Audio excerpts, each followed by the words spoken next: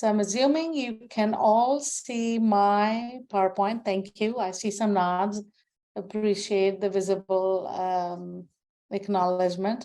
So let's get started. I'm going to be talking about being versus doing. We talk a lot about doing, which is all about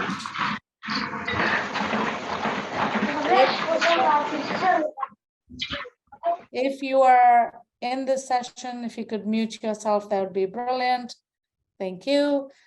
So we often talk about all the doings, right? Just like Agile, there's being and doing. I very strongly believe in being and doing of product ownership as well. So that's the focus of this session. As Milan, I am not one of those people who can say his name right, so I use Milan. He said, my name is Anu. So quick introduction. I'm a certified Scrum trainer and Agile coach. I own my own company, Kapala Consulting. I'm based in Atlanta, Georgia, which today is a beautiful, gorgeous fall day. So please feel free to connect with me. I've given you my email, LinkedIn, Twitter handle. Hopefully I'll see you all around at some point in other parts. So let's jump in. So first, we have this thing called the Scrum team. Scrum 101 here. So the product owner, we focus on building the right thing, the right features, functionality, what the customer wants. The developers are focused on building the thing right. Is it quality? Are we focused on making sure it's usable? And the Scrum Masters focus on building the thing fast. Fast not meaning speed, fast meaning the loop in which we get feedback, right? So Scrum team, we're going to focus on the product owner. So what is a product owner? I know we have chat window options, so I'm going to jump in. I'm going to have you tell me what your thoughts are in just a moment, but here's what I believe product owner is all about. It's less about writing stories. It's more about the product owner is a vision keeper. Your job as a product owner is to make sure there is a product vision and you have participated in the creation of it, that you revisit the vision at least once a year, if not more often. Revisit. Don't necessarily have to change it. Just revisit to make sure everybody is still on the same page. And it is your responsibility to communicate this vision to all. It is not enough that you have a vision in your head. Everybody who's working on it with you needs to be on the same page. Shared understanding of the vision. That is your job. You are the vision keeper of the product. You are the storyteller. I think product owner, every product owner should take a little class in storytelling. It's not about do this feature and here's how you want to do it. It's about telling the story of the why. Why do the customers need this feature? Tell your developers the story about the why. Tell your stakeholder story of what is possible. Storytelling is what builds that trust. It builds that, it creates that environment where people want to work together. So your job absolutely is to build up a story so people can actually visualize what is it that you're talking about, right? Whether it's in sprint planning, whether it's in road mapping, release planning. Tell the story, add details, answer questions as needed. And finally, I believe product owners should be the single source of truth. Too often, I have been called the single wringable neck. I detest those words to the core of my being. I like my neck just the way it is. Thank you very much. I would like us to be treated as the single source of truth. You want my product to do something. You want my product to enable something. You have a question on my product, come to me. I am constantly ensuring that the work of the team is delivering business value. I am the single source of truth. So I believe in those three: vision keeper, storyteller, single source of truth. This is what for me, it means to be a product owner. So I'm gonna have you guys jump in. What else would you add to that list? So drop in chat.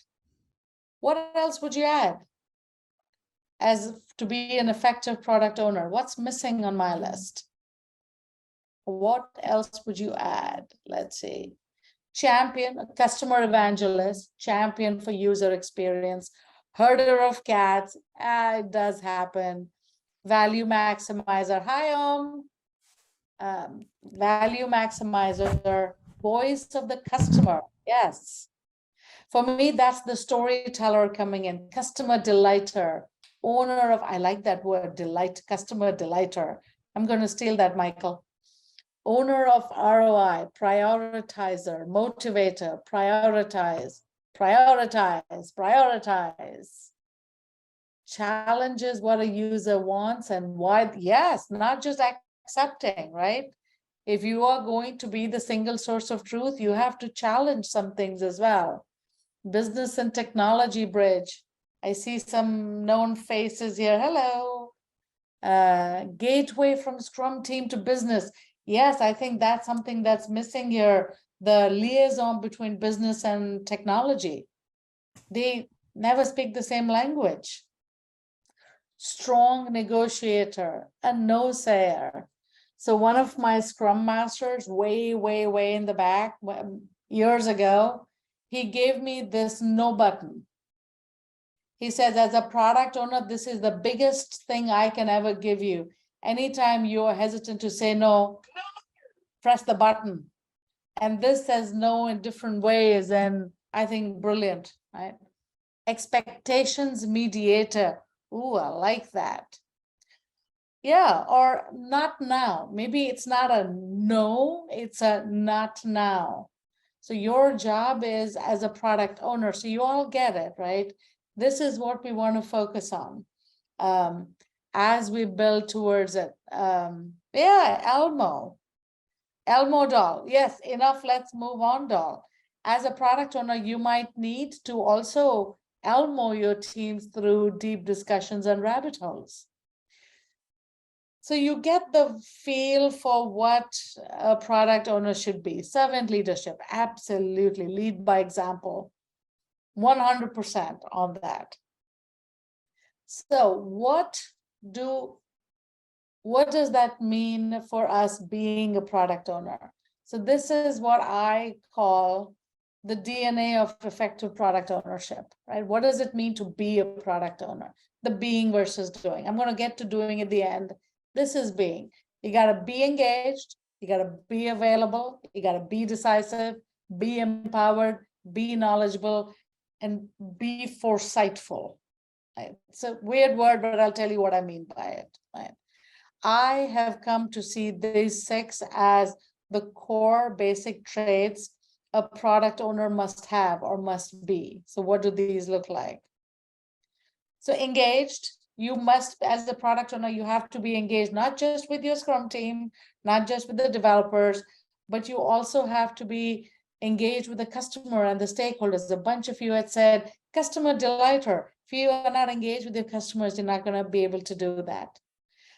Connect, engage with the stakeholders. If you don't, you're not going to prioritize it correct. You may prioritize based on what you think it should be, but you may not be on the spot. I've had experiences where at sprint review, the stakeholders are going, why did we build this? And the product owner is going, because, 3 months ago, you told me this is important. And you're like, yeah, 3 months ago, not now. So you have to be engaged with everybody. You are the single source of truth for everybody within and outside your organization. So you got to work around the entire universe of your product, internally and externally. This is why we strongly suggest a product owner, a product. Because if you have multiple products, you're not going to be, your engagement levels are going to drop. So be engaged. You have to be available. If you have multiple products, availability is not going to happen. If you have 5 other jobs, availability is not going to happen. I often go to clients where They've assigned somebody who knows a lot about the product to be this product owner, but this person is now the, I don't know, senior VP of something super important, but they know the product, but they're also the senior VP of something super important. They don't have the time to be available. So they proxy it off to somebody else. And the minute you bring in a proxy product owner, you're done. Because nobody is going to follow the proxy. They're going to look for you and you're just going to delay it. Availability to the team, to the stakeholders, to the customers. You have to be available during the sprint for your team so that you can answer questions. What's happening? Hey, I just discovered this. Sure, let me figure it out for you. Right? You have to be empowered. We often hear this word empowered. As a product owner, you have to feel empowered to make decisions that are required. I had a client once who obviously did not understand what empowered means, because they told me, you know, we've told our product owners every day, each day, every day, they can make all the decisions we want, we will support them. But every day at 4 p.m., we have a product ownership sync meeting.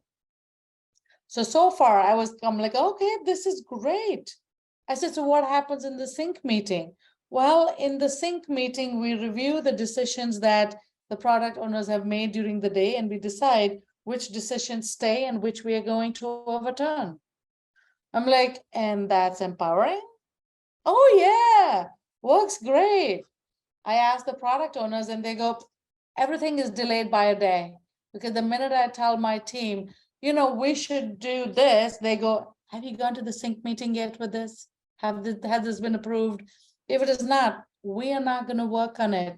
What if it gets overturned by the powers that be? So empowerment comes from the culture of a company. So you have to feel empowered, and not empowered doesn't mean I'm going to make the right decisions every time. Empowerment means when I make the wrong decision, I am going to be given the space to clean it up. That's what true empowerment means. We want to be decisive. Don't dither around, make a decision. So what do you want us to do, product owner? Should we build it this? Should we go this color or that color? I don't know. Maybe they like pink. Oh, maybe they like blue. I don't know. Let me go find 3 other people and get their opinion. Make a decision. If you're not empowered, you're not going to be decisive. Those two go hand in hand. Right? If you don't feel empowered, you will never make a decision. So you want to make sure you can be decisive. And to be decisive, you also have to have that trust between yourself and your stakeholder, and yourself and your customers as well. They need to trust that you're going to make the right decisions for them. You have to be knowledgeable. Knowledge is key. I remember when I first stepped into a particular organization as product owner, I knew product ownership, but I didn't know the product I was stepping into. It took me 3 months to actually feel empowered to make a decision, because I didn't know enough about the product. So you got to learn about the product, about the process, about the capabilities of your team members. You got to figure out company rules and guardrails. You got to figure out customers and stakeholders and market strategy and rules and regulations that impact your product. Again, if you're going to have multiple products, you're not going to be knowledgeable about all of them. You are going to limit your ability to be the single source of truth. And finally, you have to be foresightful. So this is where I had to come up with a word, and I couldn't think of any other word that was strong enough for foresight. Foresight is your ability to look ahead to see, where is this product going? Can you be a good product strategist? Do you have the ability to look at the market, read the market ahead, do a good product strategy, and say, I am going to work with my customers constantly to figure out what is it that they truly need from my product? What are the market trends? What are the customer trends? If you cannot be foresightful, You will go the Kodak way or the BlackBerry way or the Blockbuster way, because they did not pay attention to what is coming. They said, oh, we are the best at what we do, and our customers love us so much, they will never leave us. Well, think again. If you don't focus on what your customers need, your customers will go elsewhere. You've got to focus on those customers. And remember, there is an acronym which I love. It's NIHITO, NIHITO. Nothing important happens in the office. You want to know where your product's going? Go talk to people outside your organization. Your customers, they are the ones who know what they truly need. So think about NIHITO. Focus on exactly. Thank you, exactly, NIHITO. Focus on what the customers want. There is another saying that I like, the right solution to the wrong problem is still the wrong solution. You may have the world's best idea, but if it doesn't solve your customer's problem, you've got bupkis, you got nothing, right? So be foresightful. So how do you put all these things together? Here's how I use this as an assessment. So these are my 6 DNA elements, which is being engaged, being available, empowered, decisive, knowledgeable, and foresightful. So I'm going to give you an example of real names have been hidden to protect the innocent, so to speak. So Pam, the product owner, this was a product owner I was coaching. The background for Pam, she was an analyst in the mortgage and home equity division for about 5 years. She was a business analyst. So she knew a lot about the product, and she was moved into the role of the product owner for the mortgage and home equity product. She was super excited. But Pam was not very successful when she first started, which is why they had asked me to come in and see if I could coach Pam in being a more effective product owner. So here's how I use my elements as a assessment. And this is a rough assessment that I do. So my ratings are 1 is low, 2 is medium, 3 is high. So I ask Pam to rate herself, and I go around her Scrum team, her stakeholders, and I ask people to rate her, and I pull the average in here. So this is what they told me about Pam. Pam is very engaged. She has a deep interest about the product. She knows the product, and she's very passionate about delivering good mortgage and home equity products for her customers. Highly engaged, no questions about it. Availability, Pam was not very good at this, right? She often got pulled in different directions. She still was unable to give up the analyst work. So she was pulled in 5,000 directions, and she was unwilling to say no. She was unwilling to use her no button. And she was not comfortable delegating what she used to do to others. So availability was 1. Empowered. She was very empowered. And the organization that promoted her into the product owner role said, you are the best business analyst we've had in this division. So you know more about this stuff than most of us put together. So yes, you have the authority to make decisions. But Pam was not very decisive. She was in the decisive stuff. Some things which were more tactical, she was good at decision making. Things that were more strategic, she hesitated because she was not yet comfortable in her new role. She hadn't settled into a new role, so she hesitated to make some strategic decisions, which she needed to shift. She's the business analyst for the past 5 years, knowledge, nobody had a problem with that. And foresight, again, in her new role, she needed to step up and go into organizational vision, product strategy. She needs to step up a little more. So once we did this, we said, all right, so Pam, we need to figure out the available first. That's the lowest scored one across the board with herself, her team members, her stakeholders.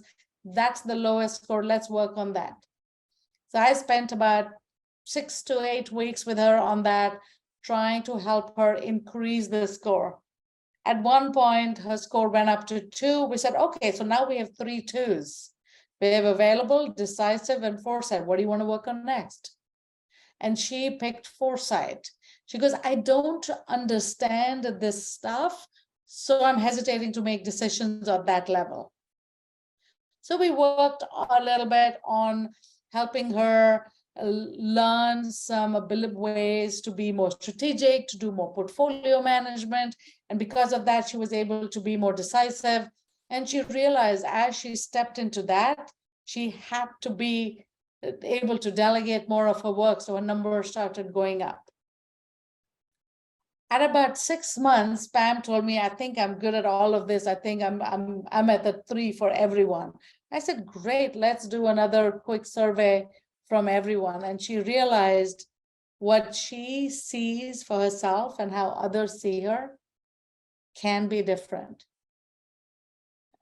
So I use this informal survey. This is not a HR survey thing, all right? This is an informal thing that you can do as a product owner for yourself. Ask your team members to rate you and then say, okay, so everybody thinks I'm not doing this. I'm not showing up here. Let me focus on that and figure it out, right? I will use a very simple thing like this and say, hey, everyone, whether if you're doing it for yourself or you're doing it for your product owner, what number will you give me? What's a comment you have for me on this? So if you say I'm not engaged, tell me what that means to you. Oh, you never show up to daily scrums. Okay, I don't trust you. All right, let's figure this out. Okay. It's a very, very simple thing, and I'll make sure I kind of bundle up my slides and I'll get those to Milan, and connect with me on LinkedIn if you need anything else on this. It's very simple, but you can focus on yourself as a product owner to say, why am I not being successful? Let me figure out how to do better. That's it. It's as simple as that. Right? Simple is better, right? Remember, principle number 10, simplicity. The art of maximizing work not done is essential. Don't complicate this. Simple. Putting them all together. So even in our body, we have DNA, but DNA connects with other DNA to make magic happen for us as human beings. So when you look at the DNA, I believe if you focus on knowledge and foresight, you are going to focus more on vision, on that future product strategy, market strategy. If you can combine the decisiveness and empowerment, you're going to get into focusing on your leadership. Somebody had mentioned earlier, lead by example, servant leadership, exactly that part. Engagement and availability go a long way in building those relationships. You cannot be absent and build a relationship with people. Relationships and trust require a lot of time and energy. And as a product owner, since you are the single source of truth, you have to spend a lot of time making all these connections 360 around your product. So engagement and availability, for me, these 6 things are one of the most important ways you can focus on, am I being a good product owner? And if you figure those out, what we're about to get into will become a piece of cake, right? If you understand what it means to be a peer, the doing is not a problem, because now you actually have the time to go do what you need to do, right? So let me talk a little bit about doing. So then we'll jump into some questions or conversation. So product owner interacts with the stakeholders, and by stakeholders, that includes your customers as well, right? Everything outside the Scrum team. You interact with the Scrum team and you focus on yourself. What do you need to work on? When you work with stakeholders, for those of you who know me, you know I love acronyms or mnemonics. So what is the stake when you're working with stakeholders? You got to share the space. So you got to work with stakeholders and customers and their leadership. You can't just step in and say, well, I'm the product owner, so I'm going to tell you what you need. No, share that space of product ownership and say, so tell me, what is it that you need? Is it need? Is it want? What are you focused on? Tailor the product, understand their needs. This is that challenging, pushing back and saying, so you want this feature and this feature? That does not compute. So, but understand what is it they're asking for and why. Validate the assumptions that they have. If somebody says, well, we think this is going to be the best thing for our blank, validate, saying, okay, so how many customers have you spoken to who need this? Oh, I haven't spoken to customers. I just know what they want. Really? You can read all your customers' minds. Great. Validate assumptions, run experiments, collect data. Product ownership is a data-based role. You cannot be a product owner and say, you know what, my gut says, back up your gut with data, validate assumptions. You have to be knowledgeable, knowledge-based stand so you can be a good product owner. You gotta answer questions. Sometimes you gotta ask the questions, because you have that view of customer, stakeholder, Scrum team, legal, marketing, brand. You got all of that view. So sometimes you're going to ask the question, say, so what do you think that would be, how would you think that would impact brand? Oh, okay. So ask and answer questions. And most importantly, build relations. Empathy maps are your best friend as a product owner. I used to build empathy maps for each and every one of my stakeholders. How else am I going to understand them? How else am I going to build relationships? I would do things like, oh, every time I talk to Molly, she does this. Oh, I should be aware. Well, when I say this, Maureen gets a little annoyed. Okay. Empathize with your stakeholders. Empathy maps are brilliant for stakeholders. I used to create an empathy map for each one of my Scrum team members, including my Scrum Master, so I can build those relationships. How else am I going to understand how they communicate, what they need, what they want, if I don't spend time understanding them? Again, goes back to, you got to have the time to do this stuff, right? Building empathy maps takes a minute. So spend some time and constantly revisit them. So what's your stake? Share the space, tailor the product, assumption validation, knowledge-based, and empathy. This is what you get to do when you work with stakeholders and customers. When you're working with your Scrum team, this is the stuff that we are most familiar with as product owners. Release planning, sprint planning, product backlog items, refinement, PBI validation, answer questions, sprint review, sprint retrospective. This is the stuff we know, right? And this is what we focus on all the time. This is the core doing of product ownership. But if you don't spend time on the basic 6 traits of the being, none of this will be done right. If you don't have the knowledge, you're not going to be able to write good product backlog items. If you don't have the time, you're not going to attend sprint planning or refinement. And if you're not engaged, your team's not going to trust you an iota. So you got to focus on the being so that you can actually do the doing well. If you're product owners, or if you're a product owner and you're struggling with being effective, look at those 6 traits, figure out what you're missing first, and then jump in here. Focusing on yourself, what are the things you need to do, tools you need to do as a product owner? You've all done visioning, road mapping, personas, user story map, customer journey map. There are so many other things. Visual design, market sizing, product economics. I could go on and on. I had to pick a few things that are familiar and few that may not be that familiar.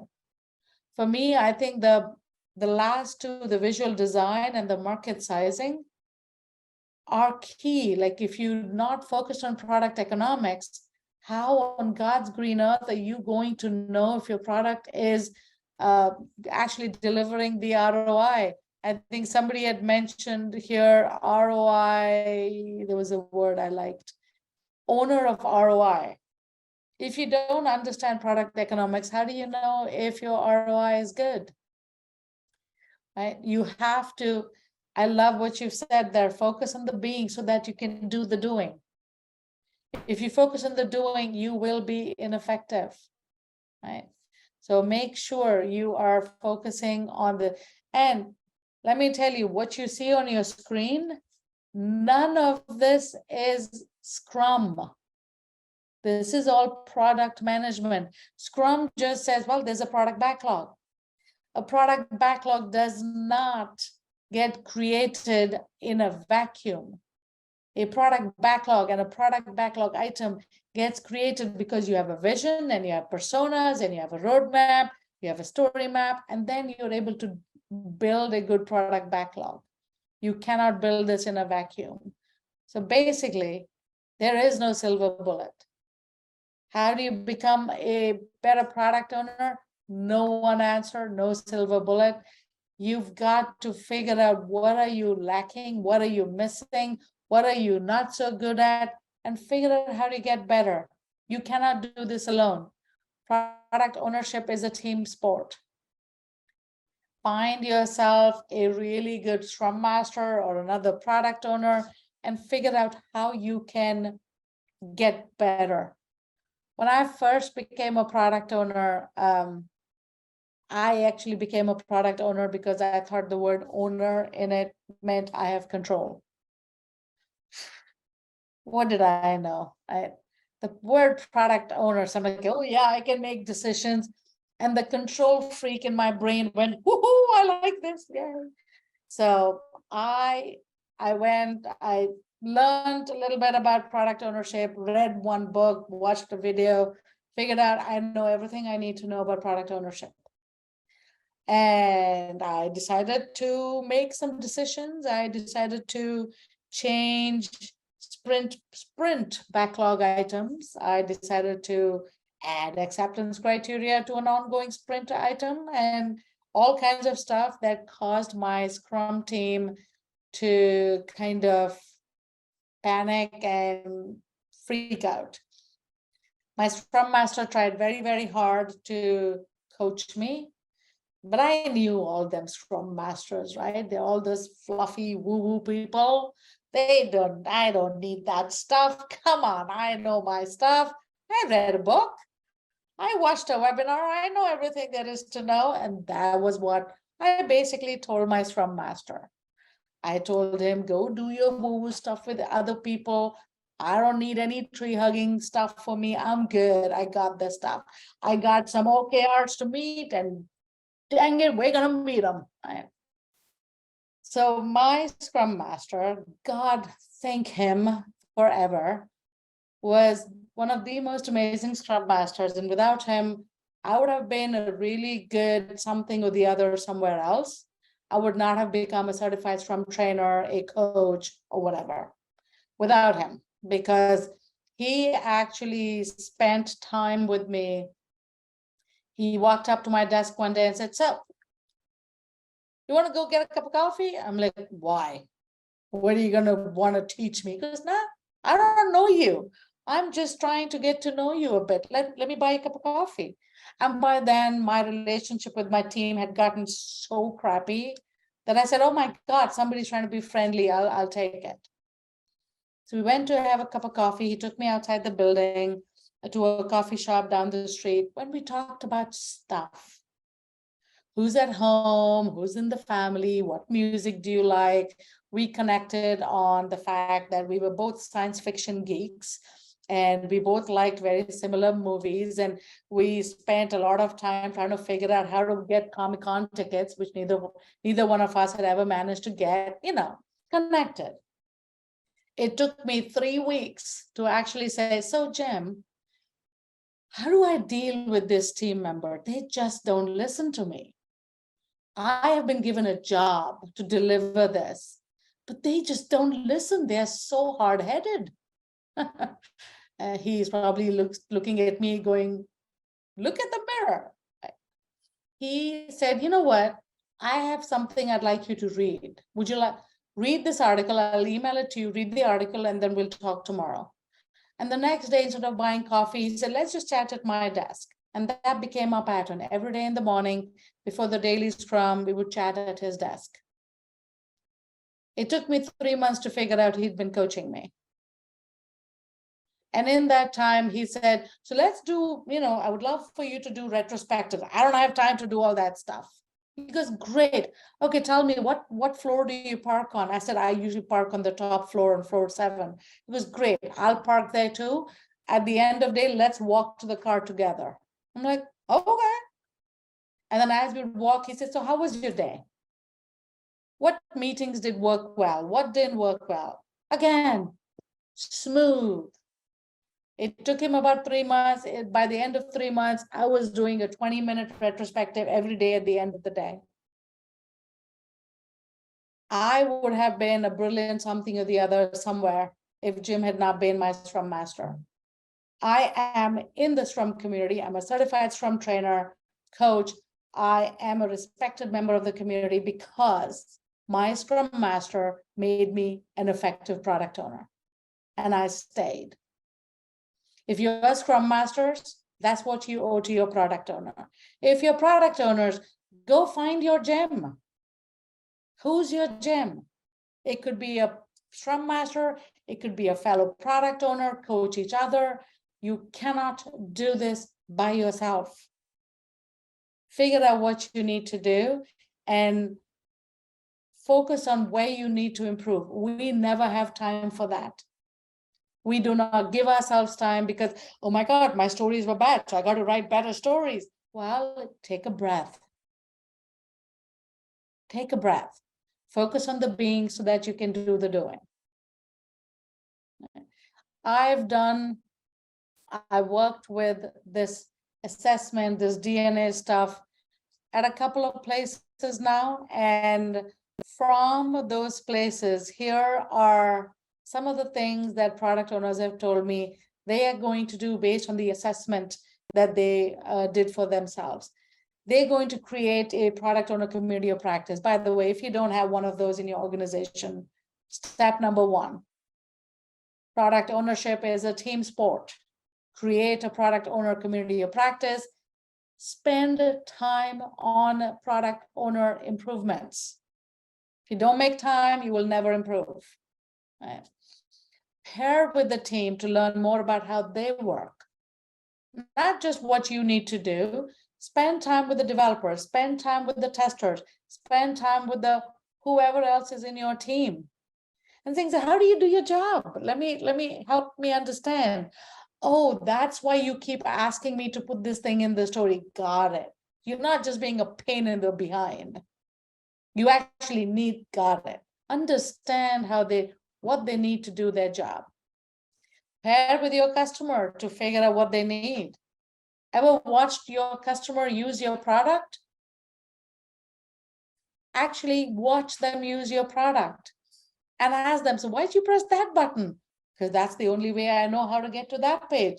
Oh, okay. Learn how to write good product backlog items. Writing PBIs, user stories, product backlog items is an art and a science. You cannot write good backlog items like this from the get-go. It's about practice, practice, practice, and practice some more. I think communities of practice are a great opportunity for you to practice story writing, getting feedback on your stories, figuring out, hey, I need to refine this, I need to break it down. Is this a big story, a small story? What is it? How do I work on this? And then learn some other things. This was one of my product owners wrote in here saying, the thing I don't know enough about after engaging with my team, they keep talking about XP. What the heck is XP? I don't know what this XP thing is. I thought that was all about programming. Yes, and as a product owner, if you understand the impact of test-driven development or acceptance test-driven development or pair programming or mobbing, you are going to help your team be better. Ultimately, our goal is, as a product owner, how do we deliver value to customers, right? So think about whatever comes to you to say, what are you going to do different? So these were just, I picked a few from the feedback I've been given as to what are you going to do differently. I'm going to ask you guys to do the same thing. What will you do differently based on what you've learned in this session? And here's what I'm going to do. Whatever you put in the chat window, I'm going to grab all of those. I'm going to put them on a slide so that you have all your answers as well. So what are you going to do differently? Let's see.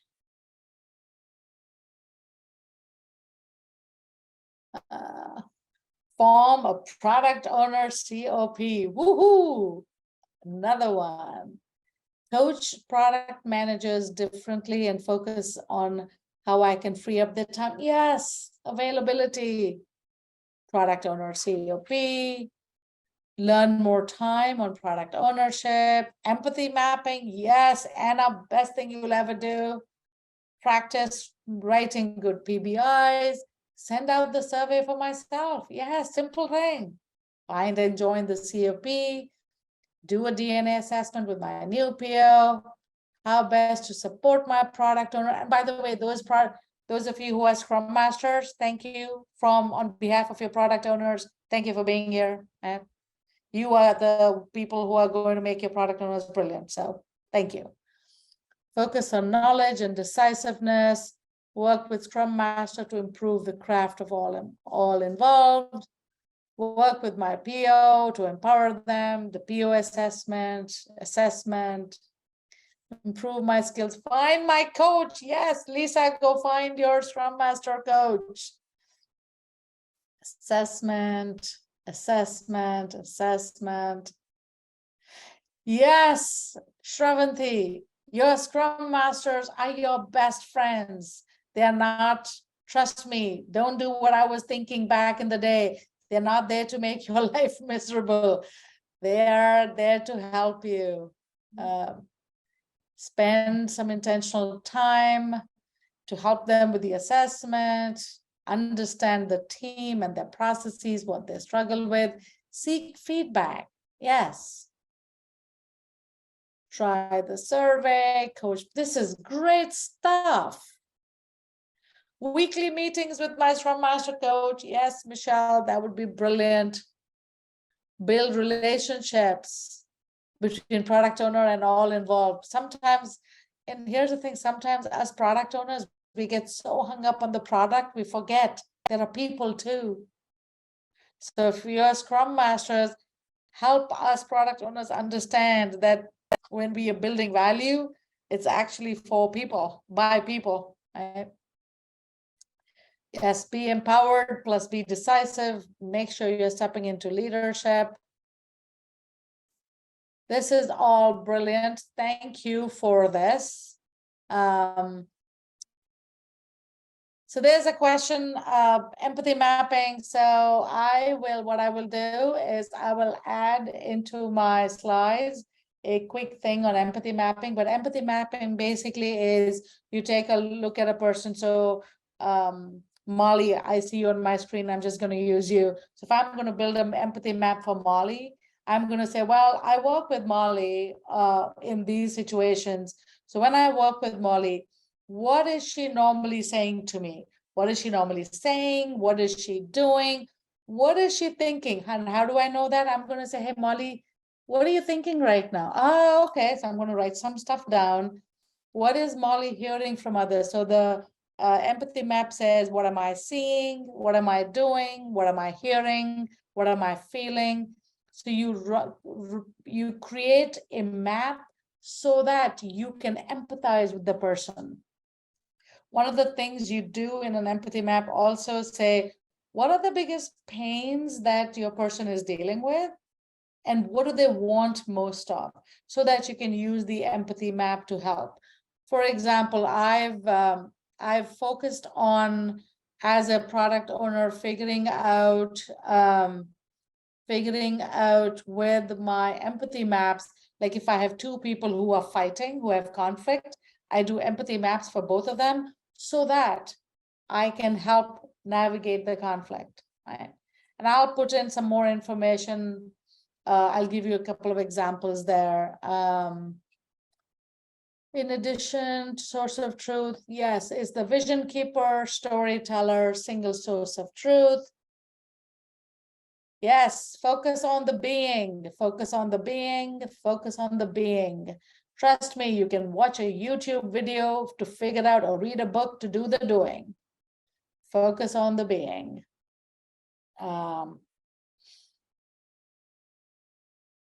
Awesome. Other questions? Thank you for being here. I know I'm out of time, officially out of time, 1 p.m. So what I'm going to do is I'm going to actually save the chat so I can grab it, and I'll put all of these things that you are thinking of focusing on. I'll put this into the slides as well, and I'll get them all to Milan at some point today. Thank you very much for being here. Connect with me on LinkedIn. If I can help answer questions on product ownership, find your way to reach out to me. I'll be happy to have a conversation. Thank you very much, and enjoy the rest of the event with Milan and his other speakers. Thank you, guys.